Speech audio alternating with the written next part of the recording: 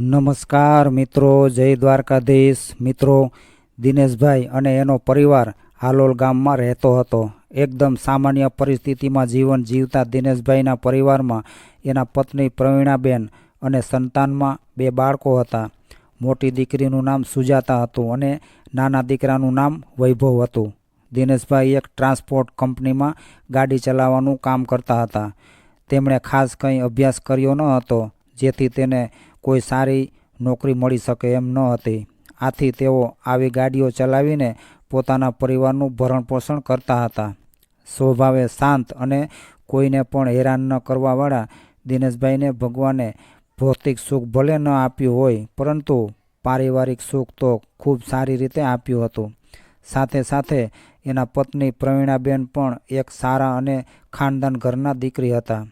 એક આદર્શ પત્નીની જેમ એના પતિના દુઃખમાં એનો સાથ આપી બંને સુખમય રીતે પોતાનું દાંપત્ય જીવન પસાર કરી રહ્યા હતા। હવે તો બાળકો પણ સ્કૂલે જવા જેવડા થઈ ગયા હતા અને એક મા બાપ તરીકે એને શિક્ષણ આપવાની ચિંતા દિનેશભાઈને સતાવી રહી હતી।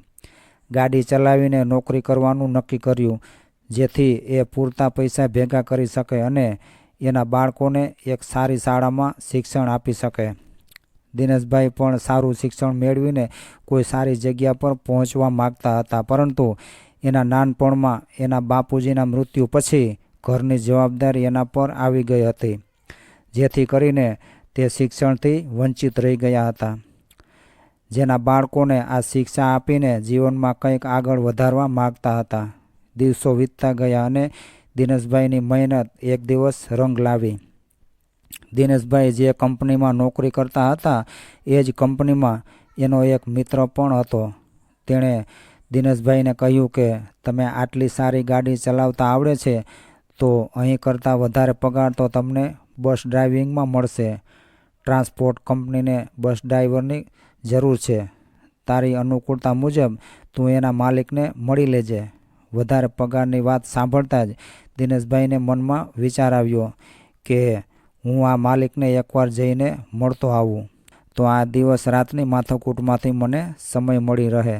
સાથે સાથે આ નોકરીને લીધે દિનેશભાઈ એના પરિવારને પણ સમય દઈ નહોતા શકતા, એટલે દિનેશભાઈ ટ્રાન્સપોર્ટ કંપનીના માલિકને મળવા ગયા। તો કંપનીના માલિકે દિનેશભાઈને કહ્યું કે હું એકવાર જોવા માગીશ કે તમે કેવી રીતે ગાડી ચલાવો છો, અને મારી કંપનીના બધા જ રૂટ ગુજરાતની બહારના હોય છે અને મારી ગાડીઓની કિંમત પણ ખૂબ વધારે છે, એટલા માટે મને એક ઈમાનદાર અને વ્યસનમુક્ત ડ્રાઈવરની જરૂર છે। દિનેશભાઈ એમને જવાબ આપતા કહ્યું કે સાહેબ, હું છેલ્લા 14 વર્ષથી ગાડીઓ ચલાવું છું અને આજ સુધી મારી કોઈ ફરિયાદ મારા શેઠ સુધી આવી નથી, અને હું એકદમ સામાન્ય પરિસ્થિતિમાં રહું છું। હું મારા પરિવારને 3 ટાઈમનું સરખું ભોજન પણ નથી આપી શકતો, તો વ્યસનની તો વાત જ ક્યાં રહી। આ કંપનીના માલિકને દિનેશભાઈના ચહેરા પર નિર્દોષ ભાવ દેખાતો હતો, જેથી એમને થોડી દયા આવી અને કહ્યું કે ચાલો આપણે તમારો ડ્રાઇવિંગ ટેસ્ટ લઈ લઈએ। દિનેશભાઈ પહેલી જ વાર બસ ચલાવી રહ્યા હતા। મનમાં તો એ ગભરાતા હતા, પરંતુ એના જીવનની આ જરૂરિયાત તેના આત્મવિશ્વાસની હિંમત આપતી હતી। દિનેશભાઈનું ડ્રાઇવિંગ જોઈને કંપનીના માલિક ખુશ થઈ ગયા અને એમને નોકરી પર રાખી લીધા। દિનેશભાઈ ઘરે જવા માટે નીકળ્યા। રસ્તામાં એ વિચારીને ખુશ હતા કે જ્યારે એની પત્ની અને બાળકોને આ નવી નોકરી વિશે વાત કરશે, તો આ લોકો કેટલા રાજી થશે। આ નોકરીમાં દિનેશભાઈનો પગાર પણ એની જૂની નોકરી કરતાં વધારે મળવાનો હતો। રાત્રે સૂતી વખતે એની આંખોમાં એના બાળકોને લઈને દેખાતા સપના એને વધારે મહેનત કરવા માટે જુસ્સો આપતા હતા। સવાર પડતાની સાથે જ દિનેશભાઈ નોકરી પર જવા માટે નીકળ્યા। બંને બાળકો તો સૂતા હતા। એના માથા પર હાથ ફેરવીને પોતાની પત્ની પાસેથી જમવાનું ટિફિન લઈને રસ્તા પર ચાલતા થયા। નોકરીના પહેલા દિવસે ગામના જ મંદિરમાં દર્શન કરી ભગવાન પાસે પોતાના પરિવારને સારી જિંદગી આપવાની હિંમત માગતા દિનેશભાઈ એના કામની નવી શરૂઆત કરવા જઈ રહ્યા હતા। દિલથી અને ઈમાનદારીથી પોતે આ નોકરી કરવા લાગ્યા। હમણાં તો એમને શહેરની આસપાસના જ લોકલ ભાડા તરીકે નોકરી મળવાની હતી અને પછીના સમયમાં એના શેઠ એને લાંબા રૂટ ઉપર મૂકવાના હતા. થોડા દિવસોમાં તો શેઠ પણ દિનેશભાઈના કામને જોઈને ખુશ થઈ ગયા અને કહેવા લાગ્યા કે આ વખતે મેં એક સાચા માણસને મારી સાથે રાખ્યો છે. હવે મને કોઈ ફિકર નથી. જેમ ઉનાળાની કાળઝાળ ગરમી પછી મુશળધાર વરસાદ વરસ્યા પછી જમીન જેમ લીલીછમ થઈ જાય, એવી જ રીતે આ નોકરીએ દિનેશભાઈની જિંદગીને હરીભરી કરી દીધી હતી. દિનેશભાઈ પૂરી લગન અને ધગશથી પોતાનું કામ કરી રહ્યા હતા. થોડા દિવસમાં તો એના શેઠે ફરી એનો પગાર વધારી દીધો. હવે તો બધા રોડ રસ્તાથી એ પરિચિત થઈ ગયા હતા. એમને વધારે ભાષાકીય કંઈ જ્ઞાન ન હતું, પરંતુ એ પોતાના બોલવાના અંદાજથી સામેવાળાને સમજાવી શકતા હતા.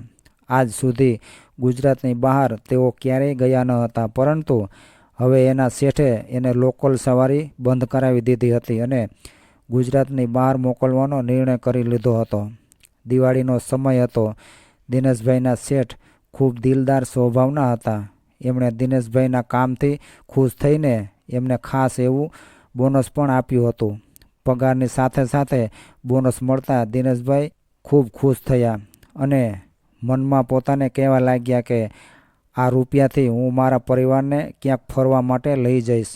પરિસ્થિતિ ખરાબ હોવાથી આજ સુધી એ તેના પરિવારને ક્યારેય પણ શહેરની બહાર નહોતા લઈ જઈ શકતા. પણ આજે એમની પાસે થોડા રૂપિયા હતા અને સાથે સાથે એણે થોડી બચત પણ કરેલી હતી. દિવાળીના દિવસોમાં 4-5 દિવસ નોકરીમાંથી રજા આવવાની હતી, એટલે એને થયું કે આ રજાના દિવસોમાં હું મારા પરિવારને એમની મનગમતી જગ્યા પર ફરવા માટે લઈ જઈશ. રાત્રે બધાએ સાથે બેસીને ભોજન કર્યું અને આ ખુશખબરી એના બાળકો અને પત્નીને કહી સંભળાવી. તેના બાળકો તો ખુશીના માર્યા જમતા જમતા જ કૂદકા મારવા લાગ્યા. બાળકોના ચહેરા પર આવો હરખ જોઈને પત્ની પણ ખુશ થઈ ગઈ. એક દિવસની તૈયારી કરીને આ પરિવાર પહેલી વાર રજાના દિવસોમાં ક્યાંક બહાર ફરવા જઈ રહ્યો હતો. એક સામાન્ય પરિસ્થિતિમાં રહેતો માણસ પોતાની જિંદગીને ક્યારેય જીવતો નથી.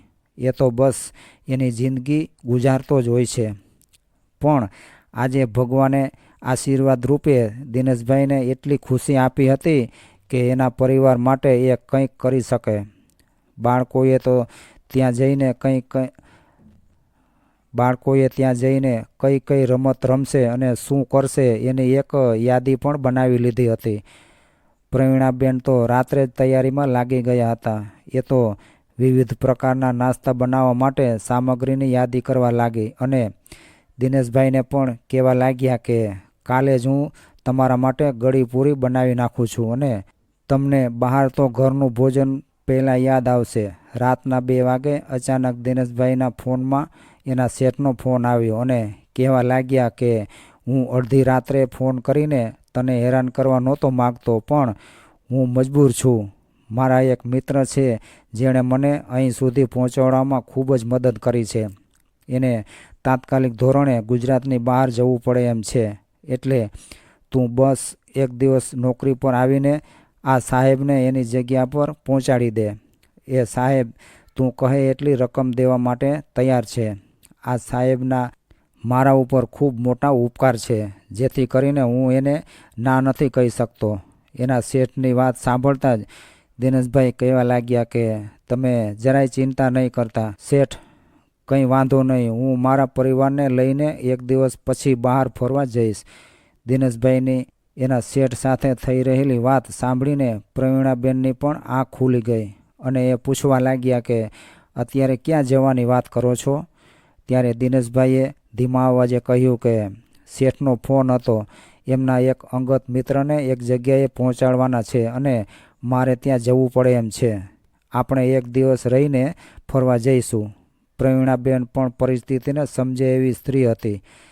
પતિની હામાં હા કરતાં એમણે કહ્યું કે તમે ચિંતા નહીં કરતા, શાંતિથી તમારું કામ પતાવી આવો. પ્રવીણાબેને એક ડબ્બામાં થોડી પૂરી અને દિનેશભાઈને ભાવતો મમરાનો ચેવડો ભરી દીધો. દિનેશભાઈને મનમાં તો ઘણું થતું હતું કે એના બાળકોને ફરવા માટે કેટલા ઉત્સાહિત હતા. એમણે એના બાળકો સાથે નજર કરી ત્યાં તો એમનું મન ઉદાસ થઈ ગયું. પ્રવીણાબેને એને સાંત્વના આપતા કહ્યું કે કંઈ વાંધો નહીં, આ નોકરીના લીધે જ તો આપણે ફરવા જઈ શકવાના હતા ને. 1-2 દિવસનો તો સવાલ છે. તમે જરાય ચિંતા કર્યા વગર નિરાંતે શેઠનું કામ કરતા આવો. હજુ તો 4-5 દિવસ પછી દિનેશભાઈ ગુજરાતની પહેલી ટ્રીપ માટે નીકળવાના હતા, પરંતુ શેઠનો ફોન આવવાથી એમને આજે જ પહેલી વાર માટે ગુજરાતની બહાર જવાનું થયું. એમણે એના મિત્રને ગાડીમાં બેસાડી એની જગ્યા પર પહોંચાડવા માટે રવાના થયા. રસ્તો થોડો જોખમી અને ભયજનક હતો. શેઠે આઉટ સ્ટેટની પહેલી ટ્રીપમાં આવા ખરાબ રસ્તા પર મોકલ્યો હતો. આ સાહેબ સ્વભાવે થોડા તીખા મિજાજના હતા. એ વાતમાં દિનેશભાઈને કહેતા હતા કે આખા રસ્તા પર એણે એકવાર પણ દિનેશભાઈ સાથે સીધા મોઢે વાત નહોતી કરી. એ તો પોતાની જ બડાઈ હાંકતા હતા અને દિનેશભાઈને સાવ તુચ્છ ગણીને વાતમાં એનું મોઢું તોડી લેતા હતા. દિનેશભાઈને ગુસ્સો તો આવતો હતો, પરંતુ એના શેઠના લીધે એ ચૂપ હતા. દિનેશભાઈ ઈચ્છતા હતા કે જલ્દી આ સાહેબને એના ઘરે ઉતારીને પોતાના ઘરે પાછા ફરે. અંતે શેઠને એની નિયત જગ્યાએ ઉતારીને ઘરે જવા માટે નીકળ્યા. પાછા ફરતી વખતે એના ચહેરા પર હરખ સમાતો ન હતો. એમના ફોનમાં બેટરી લો થઈ ગઈ હતી. એટલા માટે દિનેશભાઈએ પ્રવીણાબેનને ફોન કરીને કહ્યું કે હું ઘરે પાછા આવવા માટે નીકળી ગયો છું અને આપણે કાલે જ ફરવા માટે જતા રહીશું. ઘરે જવાની ઉતાવળમાં દિનેશભાઈએ રસ્તામાં કોઈ જગ્યાએ ગાડીને એકવાર પણ ઊભી રાખી ન હતી.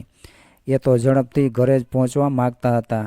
એના મનમાં ચાલતો એ ઉત્સાહ પોતાના પરિવાર માટે પહેલી વાર કંઈક કરી રહ્યા છે એવા વિચાર સાથે અચાનક દિનેશભાઈના હાથમાંથી એની ગાડીનો કંટ્રોલ છૂટી ગયો. ઓચિંતા એને એવું લાગ્યું કે ગાડીની બ્રેક ફેલ થઈ ગઈ છે અને ગાડી આમ તેમ ચાલવા લાગી. રસ્તો ખૂબ જોખમી હતો, જેના લીધે ગાડીને કંટ્રોલ કરવી મુશ્કેલ હતી. દિનેશભાઈ પ્રયત્ન કરતા રહ્યા કે એ ગાડીને ઊભી રાખી શકે. ત્યાં જ ગાડીએ એનો કાબુ ગુમાવી દીધો અને પુલ પરથી ઉછળીને નીચે નદીમાં પડી ગઈ. એકાએક આવો ભયાનક અકસ્માત થતાં દિનેશભાઈને કંઈ ભાન ન રહ્યું. એ તો સમજી જ ન શક્યા કે અચાનક આ શું થઈ ગયું. નદીનો પ્રવાહ વધારે હતો, જેથી કરીને ગાડી પાણીમાં તણાવા લાગી. રાતનો સમય હતો. રસ્તા પર કોઈ માણસ દેખાતું ન હતું કે દિનેશભાઈની મદદ કરી શકે.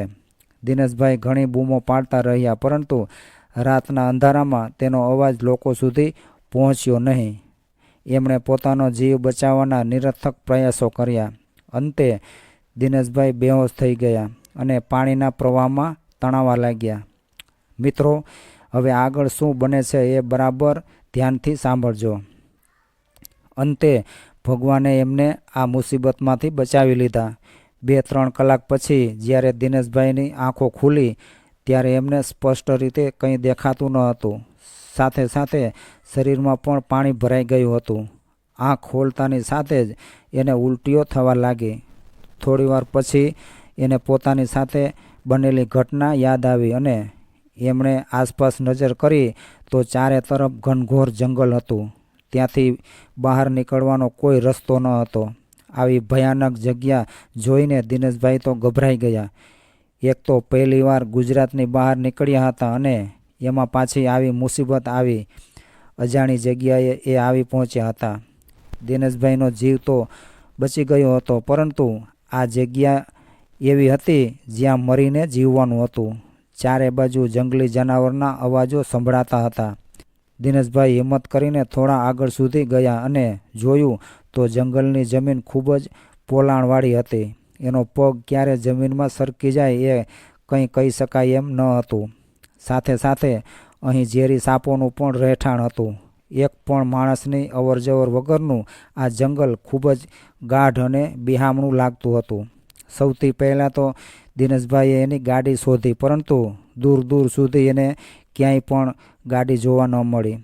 ત્યાં જ એની નજર સામેના એક પથ્થર ઉપર પડી અને એમના પત્નીએ આપેલું ટિફિન અને એક પાણીની બોટલવાળી થેલી ફાટેલી હાલતમાં આ પથ્થર ઉપર પડી હતી. દિનેશભાઈ આ થેલીને લઈને આગળ ચાલતા થયા. એના બાળકોનો ચહેરો એની નજર સામે તરતો હતો. એમણે હિંમત કરીને ચાલવાનું શરૂ કર્યું. જ્યાં નજર પડે ત્યાં વૃક્ષો અને પહાડો સિવાય કંઈ જોવા મળતું ન હતું. ક્યારેક એમને રસ્તા પર ઝેરી સાપ જોવા મળે તો ક્યાંક અચાનક કોઈ જનાવર આવીને ઊભું રહી જાય. એક એક મિનિટ દિનેશભાઈને જોખમભરી લાગતી હતી. એમને હવે આશા ન હતી કે પોતે અહીંયાથી બહાર નીકળી શકશે. રાત્રિના સમયે એમની સાથે આ ભયાનક ઘટના બની હતી અને સવાર પડતાં જ એને ખબર પડી હતી કે એ આ જંગલમાં આવી પહોંચ્યા છે. પછી એમણે આગળ વધવાનું શરૂ કર્યું. હવે તો સવારની સાંજ પડી ગઈ હતી, છતાં પણ એમને કોઈ આગળ રસ્તો દેખાતો ન હતો. ભૂખ્યા તરસ્યા પરિવાર પાસે જવાની ઉતાવળમાં એમણે કંઈ નાસ્તો પણ નહોતો કર્યો. હવે તો શરીર પણ એને બરાબર સાથ આપતું ન હતું અને હવે તો ચાલી ચાલીને દિનેશભાઈનો શ્વાસ પણ ફૂલવા લાગ્યો હતો. પછી થોડીવાર વિસામો ખાવા માટે ત્યાં જ બેસી ગયા. દિનેશભાઈએ ઉપરની તરફ નજર કરી તો આકાશમાં ઉડતા એ ગીધડા નીચેની તરફ નિશાન તાકીને મંડરાઈ રહ્યા હતા. દિનેશભાઈ પોતાના પરિવાર કે એના શેઠને કંઈ સંપર્ક કરી શકે એમ ન હતા. સાંજની રાત પડી ગઈ હતી. હજુ સુધી એને કોઈ રસ્તો સૂઝ્યો ન હતો. હવે તો ભૂખના માર્યા એના પગ પણ લથડિયા ખાતા હતા. ત્યાં જ એને યાદ આવ્યું કે એમની પત્ની પ્રવીણાબેને નીકળતા સમયે વિનોદભાઈને એને મનગમતી ગળી પૂરીનો ડબ્બો ભરી દીધો હતો. તેમણે ફાટી ગયેલી થેલીમાંથી પૂરીનો ડબ્બો કાઢ્યો. મમરાનો ચેવડો તો પૂરી રીતે ભીનો થઈ ગયો હતો અને પૂરી પણ પલળી ગઈ હતી. તેમણે ભીની પૂરી ખાઈને પણ પોતાની ભૂખને સંતોષી હતી. દિનેશભાઈને એના પરિવારની ચિંતા થઈ રહી હતી. એમને એ પણ ખબર ન હતી કે હવે ક્યારે તેઓ અહીંથી પાછા પોતાના ઘરે જઈ શકશે. સામે દિનેશભાઈના પત્ની અને બાળકો એના પતિ અને બાપુજીની રાહ જોઈને થાકી ગયા હતા. પછી પ્રવીણાબેને એના શેઠને ફોન કર્યો અને દિનેશભાઈ વિશે પૂછપરછ કરી. શેઠને પણ આ બાબતે કંઈ ખબર ન હતી. હવે તો પ્રવીણાબેનનો જીવ પણ મૂંઝાતો હતો. દિનેશભાઈનો શેઠ સેવાભાવી હતો. એણે તરત સાહેબને ફોન કરીને દિનેશભાઈ વિશે પૂછ્યું, પરંતુ એ સાહેબે એવું કહ્યું કે એ તો મને ઘરે મૂકીને ગાડી લઈને ક્યારના નીકળી ગયા છે. આ સાંભળી પ્રવીણાબેન તો રડવા લાગ્યા અને એમના મનમાં અમંગળ વિચાર આવવાના શરૂ થઈ ગયા. શેઠે એને સાંત્વના આપતા કહ્યું કે તમે ચિંતા ના કરો, હું અત્યારે જ તપાસ કરાવું છું કે દિનેશભાઈ ક્યાં ફસાઈ ગયા છે. આટલું કહીને દિનેશભાઈના શેઠે પ્રવીણાબેનને પોતાના ઘરે પાછા મોકલી દીધા. બાળકો પણ બાપુજીની રાહ જોઈને બેઠા હતા અને પ્રવીણાબેનને પૂછવા લાગ્યા કે બા, અમારા બાપુજી ક્યારે પાછા આવશે અને આપણે ક્યારે બહાર ફરવા જઈશું. પોતાના બાળકોની આવી વાત સાંભળીને પ્રવીણાબેન એના બાળકોને ગળે લગાડીને ધ્રુસકે રડવા લાગ્યા. ઘણી શોધખોળ કર્યા પછી પણ દિનેશભાઈનો કોઈ પત્તો લાગ્યો નહીં. થોડા કલાકો પછી આ કંપનીના માલિકને એવી જાણકારી મળી કે એમની ગાડીનું રસ્તામાં એક્સિડન્ટ થયું છે અને ગાડી પુલ ઉપરથી નીચે પડી ગઈ છે. આ વાત સાંભળતા જ પ્રવીણાબેનને એટલો બધો આંચકો લાગ્યો કે અંદરથી સાવ પડી ભાંગ્યા. દિનેશભાઈના ઘરના સભ્યોએ એવું સમજી લીધું હતું કે આ એક્સિડન્ટમાં દિનેશભાઈનું મૃત્યુ થયું છે. પ્રવીણાબેનને પોતાના ભાઈને ખબર પહોંચાડી એટલે એનો ભાઈ દોડતો પ્રવીણાબેનના ઘરે આવી પહોંચ્યો. અચાનક આ એકાએક મુસીબત આવી પડી હતી અને એની બહેન વિધવા બનીને આ નિરાધાર બાળકોને કેવી રીતે સંભાળશે એની ચિંતા એના ભાઈને થવા લાગી હતી. દિનેશભાઈને ગયા એને 10 દિવસ વીતી ગયા હતા. હવે તો સૌ કોઈએ માની લીધું હતું કે દિનેશભાઈ આ દુનિયામાં નથી રહ્યા. દિનેશભાઈના આ દુઃખભર્યા સમાચાર સાંભળી પ્રવીણાબેન પોતાની જાતને સંભાળી શકતા ન હતા. વારે વારે એ ચક્કર ખાઈને નીચે પડી જતા હતા. બીજી તરફ આ બધી વાતથી અજાણ દિનેશભાઈ એક દિવસ પોતાના પરિવાર પાસે પહોંચવા માટે મથામણ કરી રહ્યા હતા. એના આ મુશ્કેલીભર્યા દિવસો શબ્દોમાં વર્ણવી શકાય એવા ન હતા. એમને તો સપનામાં પણ ખ્યાલ ન હતો કે એના ઘરના લોકો એમના મોતની વાતને સાચી માનીને બેસી ગયા છે. થોડા દિવસો પછી દિનેશભાઈએ ઘરે પાછા ફરવાની આશા મૂકી દીધી અને એ આ જંગલમાં ઝાડના ફળ ફૂલ ખાઈને પોતાનું શરીર ટકાવી રાખવાનો પ્રયત્ન કરી રહ્યા હતા. હવે તો આસપાસનો વિસ્તાર એને થોડો ઘણો જાણીતો થઈ ગયો હતો. ઘણા દિવસો સુધી કોશિશ કર્યા પછી પણ એમને કંઈ મળ્યું નહીં. અંતે ભગવાન ભરોસે પોતાની જિંદગી છોડીને એ આ જંગલમાં રહેવા લાગ્યા. ફરી મનમાં એક દિવસ ઘરે પાછા જવાની આશા એમને જીવવા માટે મજબૂર કરતી હતી. પ્રવીણાબેનના ભાઈ એની બહેન અને બંને બાળકોને પોતાના ઘરે લઈ ગયા. એમણે પ્રવીણાબેનને શાંત પાડતા કહ્યું કે થોડા દિવસ તારા ભાભી સાથે અહીં રહે, જેથી કરીને તારો જીવ મૂંઝાય નહીં. આ વાતને 1 વર્ષ જેવું વીતી ગયું હતું. હવે તો બધા જ લોકો ભૂતકાળ ભૂલીને પોતપોતાની રીતે જિંદગી જીવતા થઈ ગયા હતા. પ્રવીણાબેનની હાલત દિવસે ને દિવસે બગડતી જતી હતી. હવે તો સુજાતા અને વૈભવ પણ મોટા થઈ ગયા હતા. બાળકોની જવાબદારી અને પતિને ગુમાવવાનું દુઃખ પ્રવીણાબેન જિંદગી અને મોત વચ્ચે ઝૂરી રહ્યા હતા. એક દિવસ દિનેશભાઈ સવારના સમયે એ જ જંગલની નદીના કિનારે બેઠા ત્યારે સામેથી એક જહાજ આવતું હોય એવું લાગ્યું. એના કાન ચમકી ગયા અને એ ઝડપભેર ઊભા થઈ ગયા. એણે આંખોને જરાક ઝીણી કરીને જોયું તો ખરેખર એક વહાણ હતું. પછી તો એમના જીવમાં જીવ આવ્યો અને આસપાસમાંથી કંઈક મોટી વસ્તુ શોધીને આ વહાણના ચાલકને ઈશારા કરવા લાગ્યા. આખરે ભગવાને એમની મદદ કરી અને આ વહાણ ચાલકે દિનેશભાઈને જોઈ લીધા. એ વહાણ દિનેશભાઈ તરફ કિનારા સુધી આવી પહોંચ્યું. આ માણસ દિનેશભાઈને ભાષા તો જાણતો ન હતો, પરંતુ દિનેશભાઈના હાલચાલ જોઈને આ અજાણ્યો માણસ બહુ સારી રીતે સમજી ગયો હતો કે આ માણસ અહીંયા ઘણા સમયથી ફસાયો હોય એવું લાગે છે. દિનેશભાઈ તો ગડગડા થઈને હાથ જોડીને આ વાહન ચાલક પાસે મદદ માગવા લાગ્યા. આ ભલા માણસે દિનેશભાઈની મદદ કરી અને એને બહાર સુધી લઈ ગયા. મનથી મરેલા દિનેશભાઈની અંદર અચાનક જીવમાં જીવ આવ્યો અને જેમ બને એમ જલ્દી પોતાના પરિવાર પાસે પહોંચવા માગતા હતા.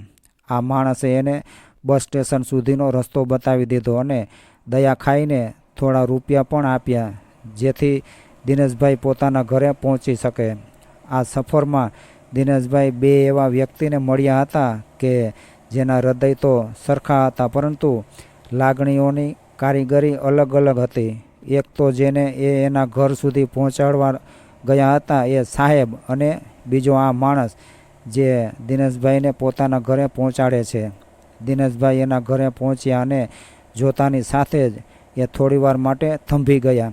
એના ઘરના દરવાજા પર તો તાળું મારેલું હતું. આસપાસ લોકોમાં પૂછપરછ કરતાં એને જાણવા મળ્યું કે એમના પરિવારને તો એવી જાણ થઈ ગઈ હતી કે તમે અકસ્માતમાં મૃત્યુ પામ્યા છો અને તમારા શાળા પ્રવીણા ભાભી અને બંને બાળકોને લઈને એમના ઘરે જતા રહ્યા છે. આ વાત સાંભળતા જ દિનેશભાઈ સાવ લાચાર બની ગયા. એને એ વિચારીને કંઈક થવા લાગ્યું કે મારો પરિવાર મારા મોતનો શોક કરતો હશે. ના જાણે એ લોકો પર શું શું વીતી હશે, જ્યારે એમણે આટલો સમય મારા વગર કેવી રીતે કાઢ્યો હશે. દિનેશભાઈ એક પણ મિનિટનો વિલંબ કર્યા વગર પોતાના શાળાના ઘરે જવા માટે નીકળી ગયા. એમને આંખો બસ એના બાળકો અને પત્નીને જોવા માટે તરસી રહી હતી. દિનેશભાઈ એવું વિચારીને મનમાં ને મનમાં ખુશ થતા હતા કે જ્યારે એના પરિવારના લોકો એમને જોશે તો કેટલા બધા ખુશ થશે. આ રસ્તો આજે દિનેશભાઈ માટે એક ભવ જેવો લાગતો હતો.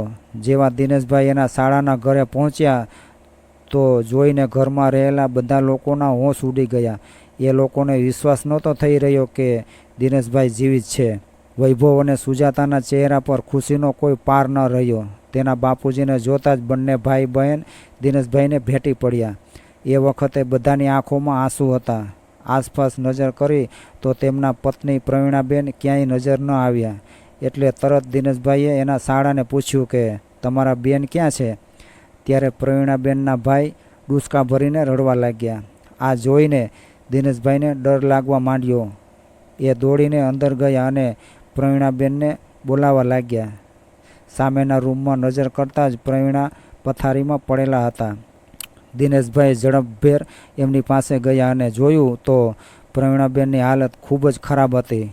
પોતાની પત્નીની આવી હાલત જોઈને દિનેશભાઈનું હૃદય ભરાઈ આવ્યું અને એ એના પત્નીના હાથ ઉપર માથું રાખીને રડવા લાગ્યા. પતિ પત્નીનો પ્રેમ જોઈને આસપાસ ઊભેલા લોકોની આંખો પણ ભીની થઈ ગઈ. દિનેશભાઈના આ સમાચાર સાંભળ્યા પછી જ પ્રવીણાબેનની હાલત કથળી ગઈ હતી. ત્યારે દિનેશભાઈના શાળાએ એમને બધી વાત કહી સંભળાવી. પછી તો દિવસ રાત દિનેશભાઈએ એના પત્ની પ્રવીણાબેનની સેવા કરી અને એમને પહેલાં જેવા તંદુરસ્ત બનાવી દીધા. એમને પહેલાં જેવા તંદુરસ્ત બનાવવા માટે એક પતિ તરીકેનો ફરજ નિભાવી. અંતે દિનેશભાઈની સેવા ચાકરીથી પ્રવીણાબેનની તબિયતમાં ખાસો એવો સુધારો થયો. ધીમે ધીમે પ્રવીણાબેન પૂરી રીતે તંદુરસ્ત બની ગયા. આ પરિવાર ફરી પહેલાં જેવું જ એક જૂથ થઈ ગયું. આવી અણધારી મુસીબત આ પરિવારની આવી હાલત કરી દેશે એવી કોઈને કલ્પના પણ ન હતી. પરંતુ કહેવાય છે ને કે જેને રામ રાખે એને કોણ ચાખે. તો મિત્રો, મને આશા છે કે આ સ્ટોરી તમને જરૂર પસંદ આવી હશે. જો પસંદ આવી હોય તો વિડીયોને લાઇક, શેર અને ચેનલને સબસ્ક્રાઈબ કરી તમારા ભાઈને સપોર્ટ આપો. જય દ્વારકાધીશ.